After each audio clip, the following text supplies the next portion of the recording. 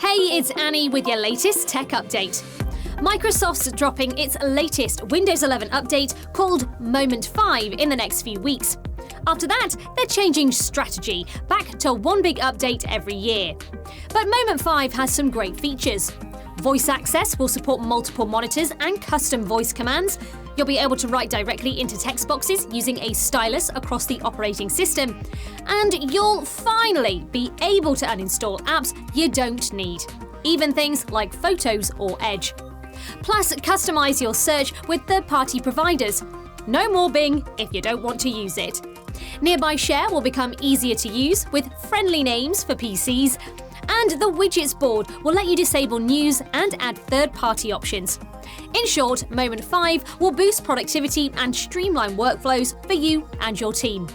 If you haven't made the move to Windows 11, now's the time. Get in touch. That's your tech update. More next week.